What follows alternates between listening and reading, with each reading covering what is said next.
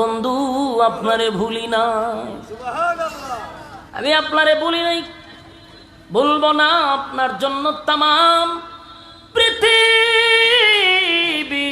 আমার বন্ধুর জন্য আমি বানাইছি। আমার বন্ধুরে না বানাইলে এত সুন্দর করে আমি সাজাইতাম না। সেই বন্ধুরে আমি আল্লাহ কেমনে বইলা যাই? বেঈমানরা আপনাকে বলছে আপনি বইলা গেছেন, আমি আপনাকে বলি নাই গো বন্ধু।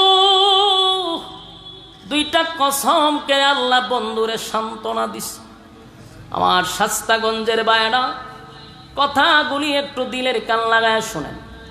প্রথম দুইটা আয়াতে দুইটা কসম, কসম কেড়ে বন্ধুরে সান্ত্বনা দিল, বন্ধু আমি আপনাকে বলি নাই। এরপরে আল্লাহ বলেন, ওয়ালাল আখিরাতু খায়রুল লাকা মিনাল উলা ওয়ালাসাউফা ইউতিকা রাব্বুকা ফাতারদা। এরপর আয়াতে বলেন, ওয়ালাল আখিরাতু খায়রুল লাকা মিনাল উলা।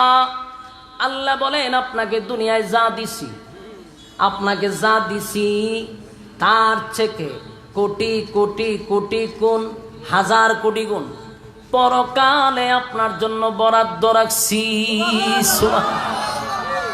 আমি প্রথমেই আপনাদেরকে বলছি, শুধু আয়াতের দিকে লক্ষ্য করবেন, আয়াতের দিকে লক্ষ্য করবেন। প্রতিটা আয়াত যেন রে আমার বন্ধুরে আল্লাহ খুশি করছে।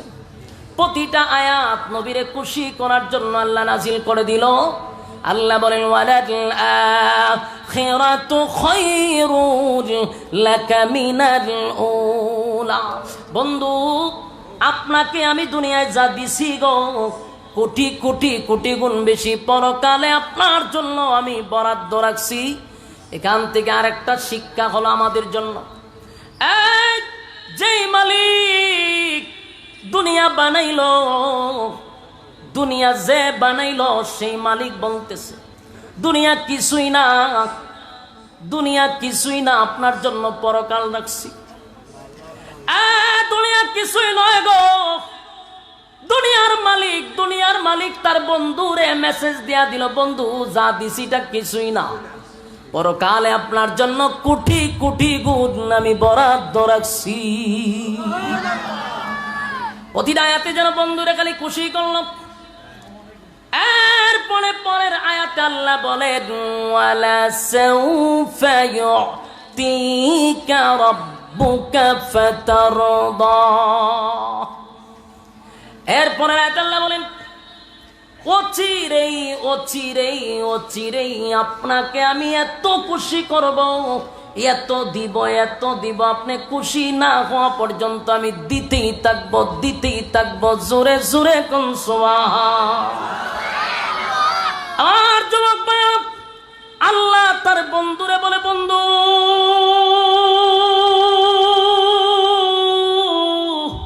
এত দেওয়া দিব, এত নিয়ামত দিব, আপনি খুশি না হওয়া পর্যন্ত আমি আল্লাহ থামবো না, আপনাকে দিতেই থাকবো। তার মানে প্রতিটা আয়াতের দিকে লক্ষ্য করেন, খালি বন্ধুরে খুশি করে। প্রতিটা আয়াত যেন বন্ধুরে খুশি করলো। ওয়ালাসাউফা ইউতিকা রাব্বুকা ফাতারদা। আপনাকে শীঘ্রই খুশি করব, শীঘ্রই খুশি করবো। এই কথা কেন বললো? এখান থেকে একটা জিনিস স্পষ্ট বোঝা যায়, আল্লাহ তার বন্ধুরে সিগনাল দিছে, সিগনাল অচিরে খুশি করব। তার মানে হতে পারে তখন মক্কা বিজয়ের সুসংবাদ, আর না হয় সাত আসমানে মেরাজের রজনীতে সাত আসমান টপকাইয়া বন্ধুরে ইনভাইট করছে, সিদরাতুল মুনতাহা টপকাইয়া আরশে আজিম পর্যন্ত বন্ধুরে দাওয়াত দিয়া নিছে। চিৎকার দিয়া কোন সুবহান। এক আদম থেকে নিয়া ঈসা রূহুল্লাহ পর্যন্ত আজ যত নবী দুনিয়ার জমিনে পাঠাইছে, আদম নবী, মূসা নবী, যেই সমস্ত নবীর আল্লাহর কাছে মহাব্বতে কালিমুল্লাহ মুসা আল্লাহর সঙ্গে কথা বলতো রে, এই এত সম্পর্ক হওয়ার পরেও আমার আল্লাহ দাওয়াত দিয়া 7 আসমানে নেয় না। মূসা নবী আল্লাহর সঙ্গে কথা বলতো, পারে নাই দেখা করতে। ইব্রাহিম খলিলুল্লাহ, আল্লাহর বন্ধু উপাধি পাইল। দুনিয়ায় থাকতে 7 আসমানে দাওয়াত দিয়া নেয় না, আরশে আজিমে দাওয়াত দিয়া নেয় নাই। ঈসা আলাইহিস সালাতু ওয়াস সালাম কেও দাওয়াত দিয়ে আরশে আজিমে নেয় নাই, কোন নবীরে নেয় নাই। শুধুমাত্র কেবলমাত্র আপনি আমার নবীরে আমার আল্লাহ এত ইজ্জত দিল, বাইতুল মুকাদ্দাসে নবীরে নিয়া ইমাম বানাইল, ইমামুল মুরসালিন। সুবহানাল্লাহ, ইমামুল মুরসালিন উপাধি লেগে গেল। লক্ষাধিক নবী রাসূলদেরকে আমার আল্লাহ মুসল্লি বানায়া দিল, আর আমার নবীরে ইমাম বানাইয়া সম্মান মর্যাদা বাড়াইয়া দিছে রে। এখান থেকে আল্লাহ বুরাকের মধ্যে সোয়ার করে সিদরাতুল মুনতাহায় নেওয়ার পরে সেখান থেকে রফরফ নামক আরেকটা প্রাইভেট কার দিয়ে আল্লাহ আরশে আজিম পর্যন্ত বন্ধুরে নিয়ে গেছে। এটা ছিল আমার নবীর স্পেশাল একটা দাওয়াত। জান্নাত দেখাইলো, জাহান্নাম দেখাইলো, এমন কি আল্লাহর সঙ্গে বন্ধুর কথা হইল। আমার নবী একমাত্র আমার আল্লাহর সঙ্গে কথা বলছে সরাসরি। সুবহানাল্লাহ, মূসা নবী কথা বলছে রে, কিন্তু 70,000 পর্দার আড়ালে। কথা কি বুঝতেছে? আল্লাহ বলেন, মূসা তুমি যে আমার সঙ্গে কথা বলো, কি বুঝছো? কতটুক দূরত্বে তুমি আর আমি? মূসা কয় কয়েক হাত দূরইব। আল্লাহ কয়, মূসা তোমার সামনে আমার 70টা পর্দা আছে, এক একটা পর্দা পাড়ি দিতে 500 বছরের রাস্তা। তুমি আমার সাথে এত দূরত্বে কথা বলো। আর আল্লাহ বলেন, আমার বন্ধুরে আমি দুনিয়ায় পাঠাইলাম, বন্ধুরে মন মতো বানাইলাম, সৌন্দর্য দিলাম। সব নবীরে যা দিছি, আমার নবীরে আল্লাহ একা বেশি দিছে। কথা হয় না? ওই মিয়া সুবহানাল্লাহ কইন, খালি তো কইন আমরা নবীর ওয়াজ করি না। আমার ইউটিউবে শুধু নবীর শানের ওয়াজের বড় হয় নবীর দুশমন। কারণ একটা দোষ আমি বাইর করছি যে কেরে আমার আশেক কয় না, কারণ নাচতে পারি না, গান গাইতে পারি না, নিশিরাতে বাঁশি বাজাও ইটা কইতে পারি না। এটি বলে আর কাছে কয়, এটা হইলো প্রকৃতপক্ষে আশেকের রাসূল। হ্যাঁ, নিশিরাতে খারবাজি বাসে ইটা বুঝে আশেকের রাসূলের গান। তো কর্তটা কি? সারাটা মাহফিলে বসলে পরে একটা কোরআনের আয়াত দিয়া তো ওয়াজ নাই, বক্তারা দিছে সূরা ইখলাস দিয়া ওয়াজ করত। বক্তারা কি দিছে? সূরা ইখলাস দিয়া ওয়াজ করত। হুজুর আপনি সূরা ইখলাসের তাফসীর করেন। এখন বক্তায় পোস্টারে দেখছে সূরা ইখলাসের নাম, তখন কইলো দেখো আমার বিষয় দিছে সূরা ইখলাস। আচ্ছা আমি তাফসীর করার লেগে দিছে আমার। তখন উনি কইল, কুল নবী আপনি বলুন। নবীকে, নবী হইল হাসাইন হুসাইনের বাবা। হাসাইন হুসাইনকে ফাতেমার সন্তান, ফাতেমাকে নবীর সন্তান। হুসাইন কি হইল? কারবালা শহীদ দিল। কারবালা কি কই? কারবালার পুরা ঘটনা ঘটনা হইয়া সময়ের অভাবে তাফসীর করতে পারছি না। এই হলো তাদের ওয়াজ। এরা হয় আশিকে রাসূল। আর কোরআন দিয়া আমাদের উলামায়ে কেরাম এইভাবে একেবারে বুঝাইয়া দেওয়া হয়, এরপরে আমরা হয় আমরা নবীর দুশমন। আফসোস আফসোস, কত কষ্ট লাগে কথাগুলি শুনলে। নবীর জন্য জীবন আমরা দেই। আপনি নবীর বিরুদ্ধে বাংলাদেশে কেউ কুড়ুক্তি করলে আহলে হক উলামায়ে কেরাম সর্বপ্রথম রক্ত দেয়।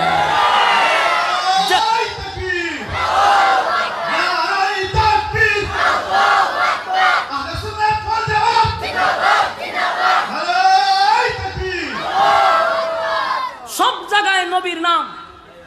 আমাদের সারা বাংলাদেশের উজ্জ্বল নক্ষত্র আহলে সুন্নাত ওয়াল জামাতের ভাষ্যকার মুনাজির আজম আল্লামা নুরুল ইসলাম অলিপুরি সাহেব জীবন ভর শুধু এদেরকে বুঝানিটাই বুঝাচ্ছে। মাদ্রাসার নাম পর্যন্ত দিছে নূরে মদিনা, ঠিক না? এই যে আমার থেকে মনে হয় 0.5 কিলো দূরে হবে হুজুরের মাদ্রাসা, নূরে মদিনা নাম দিল। আমার মাদ্রাসা যে করছি আমি শাহজাহানপুর মাদ্রাসা করছি, এখানে মাদ্রাসার নাম হলো মদিনাতুল উলুম, মদিনার নাম দিছি। আমি মসজিদ করব, আমার উস্তাদের সাথে পরামর্শ হলাম, হুজুর মসজিদের নামটা কি দেওয়া যায়? হুজুর আমারে বললো আপনি মসজিদের নাম দিবেন মদিনা জামের মসজিদ, সেখানেও মদিনা। আমরা সব সময় নবীর পক্ষে কথা বলি, নবীর বিরুদ্ধে কেউ কথা বললে মাঠে নামি আন্দোলন করি, জীবন দেই, সবকিছু আমরা করি, আর আমরা রেখো নবীর দুশ্মন। ওই অলিপুরি সাহেবের একটা বয়ান শুনছি আমি আইবার সময়, গাড়ির মধ্যে হঠাৎ করে সামনে আইছে, হুজুর একটা এক্সাম্পল দিছে যে দুইটা ফল আছে ব্যতিক্রম, একটা হলো আনারস আর একটা হলো বেদানা। হুজুরের এক্সাম্পল, আমার না। তো হুজুরে হয়তো এটা একটা উল্টা হলা লাগাই দিছে। আনারসের মধ্যে রসে ভরা, ইডারে দিছে নাম আনারস, মানে রস নাই। আর বেদানার মধ্যে দানায় ভরপুর, এটার নাম দিছে বেদানা। বলছেন বাও না উল্টা? সুন্নতে ভরপুর যারা এদের কয় ওয়াহাবি, আর বেদাতে ভরপুর এরারে হয় সুন্নি। ঘটনা সত্য না মিথ্যা? সম্মানিত সুধী, দাড়ি রাখছি নবীর মহব্বতে, টুপি লাগাইছি নবীর মহব্বতে, পাঞ্জাবি লাগাইছি নবীর মহব্বতে, এই লাইনে চলতেছি নবীর মহব্বতে, আমাদের প্রতিটা কাজ নবীর মহব্বতে। ঘুমাইতে যাই নবী যেইভাবে ঘুমাইছে ডান কাঁধে, আমরা সেইভাবে ঘুমাইতে চাই নবীর মহব্বতে। প্রতিটা কাজে কর্মে খানাতে সব জায়গায় নবীর মহব্বতে। আমরার মধ্যে বলে নবীর মহব্বত নাই। ও মেকআপ টেকআপ লাগাইয়া এরপরে লাল নীল বাতি লাগাইয়া যারা এরার ভিতরে নবীর মহব্বত আছে। শুনো, সারাটা ওয়াজ শূন্য আপনারা বিবেকের কাছে ছেড়ে দিলাম। সারা ওয়াজের মধ্যে নাই একটা কোরআনের আয়াত উল্লেখ দৌড় মারবার মন চায়। মক্তবের ছাত্ররা এর চেয়ে সুন্দর করে পড়ে, তো ফর্ত কেমন আয়াত করতে পারে না। এরপরে নাই হাদিস নাই কোরআন, কতখান বাপ দাদার গিচ্ছা আজগবি কাল্পনিক, নাই কোরআন নাই হাদিস ইত্যা কইয়া এরপরে হয় সময়ের অভাবে ওয়াজ করতেছি না। আমি আপনাদের কাছে মাফ চাই ভাই, আপনাদের বিরুদ্ধে না, আমি একটা বক্তব্য আজকে 1 সপ্তাহ ধরে দিতেছি। আপনার আকিদা আপনার কাছে, আমার আকিদা আমার কাছে, কিন্তু আমাদের ইসলাম এক। আপনি যেই আল্লাহকে আল্লাহ বলেন, আমিও সেই আল্লাহর আল্লাহ বলি। আপনি যেই নবীর জন্য মহব্বত পাগল, আমিও সেই নবীর মহব্বতে পাগল। আপনি যে কোরআনকে আল কোরআন মানেন, আমিও সেটাকে কোরআন মানি, আল কোরআন মানি, তার সংবিধান মানি। তাহলে মূলে আমরা এক। আপনার আল্লাহও ঠিক আছে, আমার নবীও ঠিক আছে, কোরআনও ঠিক আছে। এখন আপনার মধ্যে দূরত্ব হলো আকিদা নিয়া। ভাই আপনার আকিদা আপনার জায়গায় থাক, শত্রুতা আমি ঘুরে লাভ নাই। আপনিও আমার নবীর দুশ্মন কইেন না, আমিও আপনারে বিরুদ্ধে কথা বলবো না, কারণ আমাদের কলিজা লাগে নবীর জন্য জীবন দেই আমরা, উল্টা তোহমত দেন আমরা রে, এটা তো কষ্ট লাগে। সারাটা বয়ানে আমরা শুধু নবীর ওয়াজ নবীর ওয়াজ নবীর ওয়াজ, এরপর আমরা বলে করি না। কথা বুঝতেছেন নি? আমার এলাকা প্রথম মাহফিল তো ঝামেলা করছে, আপনারা জানেন, বহুত দরবার টরবর মাহফিল হয়েছে। তখন কুয়াকাটার হুজুর আনছিলাম, আনার পরে ওয়াজ করছে উনি, ফার্স্ট টু লাস্ট পুরাটা ওয়াজ খালি নবীর সামনে। মানুষ কানতে কানতে ফ্যান্ডেলে মনে করেন গড়াগড়ি শুরু করছে। বিকালবেলা ওই যে ফিররা বাধা দিছিল, যে ফিররা মিছিল মিটিং করছিল, এরার মুরিদানে গিয়া বলে হুজুর ওয়াজ তো বালা করছে, খালি নবীর কথা কইছে, খালি নবীর কথা কইছে, খারাপ করছে না তো। ফিরে তো করছে বিপদ, মুরিদরে বুঝাইতো কেমনে? অত বালা বালা না কিতা কয়, অত বালা বালা না রে। মুরিদ না হুজুর আমরা তো দাঁড়ে বইয়া উনছি, পুরো নবীর ওয়াজ হয়, অত বালা বালা না। চিন্তা করছেন উম্মতের মধ্যে কি পরিমাণ ফাটল সৃষ্টি করে রাখছে। এই জন্য ছোটখাটো বিষয় নিয়ে আমরা দ্বন্দ্ব করবো না। আপনি নবীরে মহব্বত করেন, আমি বিশ্বাস করি। আপনি নবীর জীবন দিবেন, আমি বিশ্বাস করি। আপনি নবীরে মহব্বত করে নিজ জন্যই নবীর জন্য পাগল, বিশ্বাস করি। আপনি দাঁড়ান, আমি বৈশা, আপনি দাঁড়াইয়া করেন, আমি বৈশা করি, অসুবিধা নাই তো, কোনো অসুবিধা নাই। কিন্তু আপনি আমার মধ্যে যে গ্যাপটা, এই গ্যাপটা পূরণ করা দরকার। সাধারণ মানুষের মধ্যে কিছু লোকগুলি এই ফাটল সৃষ্টি করতেছে। আপনি নবীর মহব্বত করেন, আমাকে আপনি বলেন নবীর জন্য যদি জীবন দিতে হয় আমরা প্রস্তুত। কারণ হাসরের মাঠে আমার নবীর সুপারিশ ছাড়া একটা মানুষ জান্নাতে যেতে পারবে না। দুনিয়াতে যেমন নবী লাগছে, পরকালেও নবী ছাড়া উপায় নাই। তো এই নবীর বিরুদ্ধে কেউ কথা বললে আমরা সহ্য করব? বেহুদা ভুল বুঝাবুঝি হচ্ছে আল্লাহর রাস্তে। এই যে মাদ্রাসা, এখানে মাদ্রাসা আছে, এই মাদ্রাসাত গিয়া দেখেন খালি নবীর কথাই চলে। বাস্তব না বাস্তব? আমরা মিলেমিশে চলতে চাই। টুপিওয়ালারা যদি এক হয়ে যায়, কসম খোদার বাংলাদেশে রাজত্ব করার কেউ নাই। কোটি কোটি টাকা ব্যয় করা হচ্ছে আপনার আমাদের মধ্যে দূরত্ব সৃষ্টি করার জন্য। এই ওয়াহাবি সুন্নি নিয়ে মাঝখানে দিছে একটা দেওয়াল তৈরি হইরা, মাঝখান দিয়া ফায়দা লুটতেছে রাম আর বামরা। কিন্তু আমরা মূলে এক ছিলাম, আপনার যে আল্লাহ আমারও সেই আল্লাহ, আপনার যে নবী আমার সেই নবী, আপনার যে কোরআন আমার সেই কোরআন। মাঝখানে কেন ফাটল সৃষ্টি হবে? কোটি কোটি টাকা খরচ করে উম্মতের মধ্যে ফাটল সৃষ্টি করতেছে রাম বামগুলি। আজকে যদি সব টুপিওয়ালারা এক হয় বাংলার জমিনে, কসম খোদার বাংলাদেশে আর কেউ থাকবে না উলামায়ে কেরামদের উপরে কথা বলা।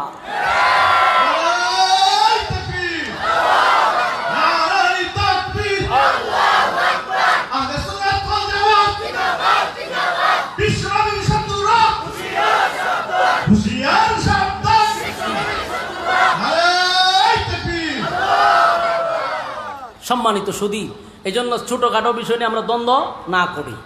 কথা বুঝতেছেন? আমরাও নিজেকে আহলে সুন্নাত ওয়াল জামাত দাবি করি। আমার যে সমস্ত ভাইয়েরা সুন্নি দাবি করে, এরা নবীরে মহব্বত কইরি দাবি করে। এরা যে নবীরে মহব্বত করে না, এটা আপনি অস্বীকার করতে পারবেন না। 100% এদের মহব্বত আছে। এই মহব্বতটার সাথে শুধু অনুসরণটা লাগাই দিলি চলতো, কথা হয় না। এই জন্য বলুন, নবীর মহব্বত কি আছে না নাই? সবার ভিতরে আছে। যার ভিতরে নবীর মহব্বত নাই, হে কোনোদিন ইমানদার হতে পারে না। তখন ঠিক আল্লাহ বলেন যে আমি আপনাকে খুশি করব যতক্ষণ না পর্যন্ত আপনি খুশি না হন। এটার কয়টা ব্যাখ্যা হইল? একটা হইল ওই মক্কা বিজয়, আর একটা হইল মেরাজকে কেন্দ্র করে। আরেকটা ঘটনা শুনেন এটাকে কেন্দ্র করে। ওই যে কইল খুশি না হওয়া পর্যন্ত আপনাকে দিতেই থাকবো, এটার আরেকটা কারণ হলো হাসরের মাঠে আল্লাহ বলবেন আপনি জান্নাতে যান, রাসূল বলবেন যে আমি জান্নাতে ততক্ষণ যাব না যতক্ষণ আমার উম্মত জান্নাতে না যাবে।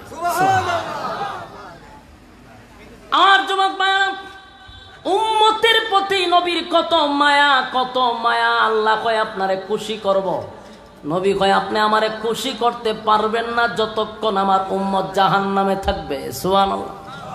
আমার যুবক ভাইরা, উম্মতের প্রতি আমার নবীর কত মায়া রে, কত মায়া, কত মায়া। আল্লাহ কয় বন্ধু আপনারে আমি খুশি করব। নবী কয় আমারে কেমনে খুশি করবেন মালিক? যদি আমার উম্মত জাহান্নামে থাকে আমি নবী তো খুশি হব না। আল্লাহ কয় তাহলে আপনাকে খুশি করতে গিয়া আমি এটা অর্ডার দিয়া দিলাম, সুপারিশের দায়িত্ব আপনার হাতে দিয়া দিলাম। আপনার যারে খুশি তারে লইয়া জান্নাতে যান। আমার যুবক ভাইয়েরা, এটা একটা কারণ হতে পারে। ওয়ালা সাউফা ইউতিকা রাব্বুকা ফাতারদা, এই আয়াতের ব্যাখ্যা এটাও হতে পারে। আল্লাহ বলছেন আপনাকে খুশি করব। নবী তো তখনই খুশি হবে রে যখন নবীর উম্মত জান্নাতে যাবে, ঠিক না? এই যুবক ভাইরা, এরপরে আয়াতগুলি ধারাবাহিক একটু মনোযোগ দিয়ে শুনেন। আল্লাহ বলেন আলাম ইয়াজিদকা ইয়াতীমান ফাআওয়া। এই আয়াতের কথাগুলি মনোযোগ দিয়ে শুনেন। এতক্ষণ আল্লাহ নবীরে খুশি করলো, খুশি করলো। এখন যে আয়াতগুলি আমি পড়তেছি এগুলা হলো অতীতের কিছু কথা বইলা নবীর অভিমান ভাঙায়া দেওয়া। কারণ 15 দিন কোরআন নাজিল হয় না, নবীর ভিতরে কিছু কষ্ট আছে। 15 দিন আমার নবী কাঁদছে। তাই আল্লাহ নবীরে খুশি করার জন্য বলে আলাম ইয়াজিদকা ইয়াতীমান ফাআওয়া। আল্লাহ বলে বন্ধু একটু স্মরণ করে দেখেন আপনি কি এতিম ছিলেন না? আমি আল্লাহ কি আপনারে আশ্রয় দেই নাই? বন্ধু আপনি তো এতিম ছিলেন, তখনও আপনাকে আমি ভুলি নাই, ভুলি নাই, ভুলি নাই, ভুলি নাই। আর এখন বুঝি আপনারে আমি ভুইলা যাব। আলাম ইয়াজিদকা ইয়াতীমান ফাআওয়া। বন্ধু আপনি এতিম ছিলেন, আমি আপনাকে তখনও ভুলি নাই, আপনাকে আশ্রয় দিছি। এরপর আল্লাহ বলেন ওয়াজাদাকা দাল্লান ফাহাদা। বন্ধু আপনি তো পথ হারা অবস্থায় থাকার কথা, আমি আল্লাহ আপনাকে পথ দেখায়া দিছি। এটার ব্যাখ্যা হলো যেই ছেলেটার মা নাই বাবা নাই গো, আত্মীয় স্বজন কেউ নাই, গার্জেন নাই, এই ছেলেটা তো লেখাপড়া করতে পারে না, এটা তো রাস্তার টোকাই হয়, হিরুঞ্চি হয়। বাস্তব না বাস্তব? যার মা বাবা নাই, কেউ গার্জেন না, এটা রাস্তাঘাটে দৌড়াদৌড়ি করে, লেখাপড়া করে না, খারাপ হয়ে যায়। আল্লাহ কয় বন্ধু আপনার মা নাই বাবা নাই গার্জেন নাই, আমি আল্লাহ আপনাকে গার্জেন হইয়া স্নেহের চাদর দিয়া গুইরা রাখছি, পথ হারা আপনাকে করতে দেই নাই। সুবহান। বন্ধু আপনি কেমনে বললেন আমি ভুলে গেছি, এতিম অবস্থায় পাইয়া আপনাকে আশ্রয় দিলাম, পথ হারা হইতে দেই নাই, সঠিক পথে রাখলাম। এরপর আল্লাহ বলেন বন্ধু এখানেই না, ওয়াজাদাকা আইলান ফাআগনা, আপনি নিঃস্ব ছিলেন, গরিব ছিলেন, আমি আপনাকে ধনী বানাইছি। আমার যুবক ভাইয়েরা দিলের কান লাগাইয়া শোনেন, আল্লাহ বলছে আপনি গরিব ছিলেন গো, আমি আপনাকে ধনী বানাইছি। কি বানাইছি? আরো জোরে, আরো জোরে, সবাই মিলে। কেন বারবার বললাম? আমাদের বাংলাদেশে ওয়াজ চলে একটা, এটা হলো নবী খালি গরিব, নবীর বেড়ে ভাতর, এই ওয়াজ চলতেছে যুগের পর যুগ, কিন্তু আল্লাহ কয় আপনারা ধনী বানাইছি। এই ওয়াজ চলে না। ইসলামটারে এমন ভাবে নিয়ে আসছে, একেবারে ভিক্ষুকের জায়গায় নিয়ে বসাই দিছে। অথচ আল্লাহ বলেন আপনি গরিব ছিলেন, আপনাকে ধনী বানাইছি। আমরা সারা জীবন ওয়াজ করি খালি গরিব গরিব, ইসলাম মানে গরিব, এগুলা কইরা ইসলামের ইজ্জত 12টা বাজায়া দিছে। আজকে শিল্পপতিদের ছেলেরা মাদ্রাসায় ভর্তি করে না, কারণ আমাদের ইসলামটার আছে কোথায় নিছে? ইসলামটারে নিছে জানাজার কাছে, ইসলামটারে নিছে মসজিদ আর মাদ্রাসা, এতটুকু। অথচ এই আলেম উলামারা দিনের এলেম শিকার করে শুধু মসজিদ আর মাদ্রাসা নয়, আলেমদের যোগ্যতা হলো রাষ্ট্র পরিচালনা করা। কথা হয় না? ইমাম আর মুয়াজ্জিন শুধু মসজিদের জন্য নয়, যিনি ইমাম তিনি নেতা। শুধু মসজিদ চালাবে এমনটা নয়, সে তো রাষ্ট্র চালাবে। ইমাম কি চালাবে? রাষ্ট্র চালাবে। আমি প্রথমেই বলছি, কোটি কোটি টাকা খরচ করে আমাদের মধ্যে ফাটল সৃষ্টি করতেছে। আলেমদেরকে শুধু মসজিদ কেন্দ্রিক, মাদ্রাসা কেন্দ্রিক, জানাজার মাঠে এতটুক পর্যন্ত আমাদেরকে আবদ্ধ করে রাখছে, বন্দী করে রাখছে। আর বাকি রাষ্ট্র বদমাশ সুর গুন্ডাদের হাতে চলে গেছে। আমাদের উচিত ছিল দেশ পরিচালনা করার, কিন্তু আমাকে দিচ্ছে না। কেন? হুজুর, হুজুর মানি হলো মসজিদ। হুজুর আপনি থাকবেন মসজিদে, হুজুর টিফিন বাড়ি দিয়া গরম ভাত না দিব, আপনি খাইবেন মসজিদে বইয়া, ঘুমাইবেন, বিছনা করে দিছি, নামাজের টাইমে নামাজটা পড়াইবেন, কেউ মরে গেলে জানাজাটা পড়াইবেন, পড়াইয়া এরপরে আবার গিয়ে একটু দোয়া করবেন, 500-1000 টাকা যাওয়াই দিয়ে চুপ করে করবেন। আর বিয়া শাদী হইলে আপনারা ডাক দিব। এই কাজের লাগে হুজুর বাংলাদেশের মানুষের ব্রেইনের ভিতরে ঢুকাই দিছে, ব্রেন ওয়াশ করাই দিছে যে হুজুর হলো এতটুক কামের লাগা। আফসোস আফসোস। অথচ এই হুজুররা দেশ চালাইছে, অর্ধ পৃথিবী হুজুরদের আঙ্গুলের ইশারায় চলছে। ইতিহাস আপনি আমাকে জানতে হবে, ইতিহাস জানি না, না জানার কারণে আজকে মসজিদে ইমামতি করি আর 1.5 টাকার মুসল্লি আমাদেরকে ধমক দেয়। ভালো করে প্রস্রাব পায়খানা করতে পারে না এমন মুসল্লি ইমামরে ধমক দেয়। কারণ আমি আমার মর্যাদা জানি না, তো আমি আমার ক্ষমতা জানি না। বাঘ ছোটবেলায় বাচ্চা যদি ছাগলের ভালো বড় হয়, এই বাঘরে দেখা যায় ছাগলে গুতায়, কিন্তু বাঘ তার ঐতিহ্য ক্ষমতা ভুলে গেছে। হে যে হুঙ্কারের জাতি, হে ভুলে গেছে। এ ছাগলের সাথে থাকতে থাকে ছাগলের পিছনে গুতা দেয়। এ গুতা খাইতে খাইতে এক সিফাত গিয়ে বই চুপ করে জিগায় আরেকজনের থেকে পরিশোধ করে কয় আর অত্যাচার এই গান। আরেক বাঘের 2টা সর দিছে গালের মধ্যে, সুরা তুই আইস করতে গা, আমি দিগানে বড় হয়েছি যে তোর হুঙ্কারে সব পালাইবার কথা, আর এরার অত্যাচারে তুই দেওয়াল ফেট লাগাই রাখছস, তুই তো তোর ঐতিহ্য ভুলে গেছস। তা আমরা হুজুররা হযরত উমরের ইতিহাস ভুলে গেছি, ওসমানের ইতিহাস ভুলে গেছি, মুহাম্মদুর রাসূলুল্লাহর জিন্দেগি ভুলে গেছি।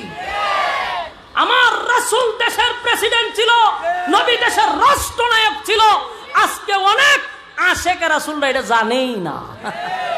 নবী যে দেশ চালাইছে এরা জানেই না, এরা আছে শুধু খালি বিরানি আর জিলাপি লইয়া। কোন হান্দায় 1 কেজি কম পড়লো কিনা।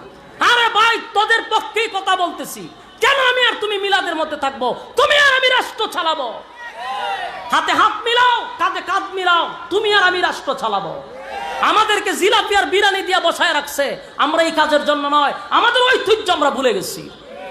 এই জন্য কাঁধে কাঁধ মিলাও, হাতে হাত মিলাও, আমরা আগামী দেশ চালাবো। তবে ঐক্য হতে হবে, ঐক্য ছাড়া বিকল্প কোনো রাস্তা নাই।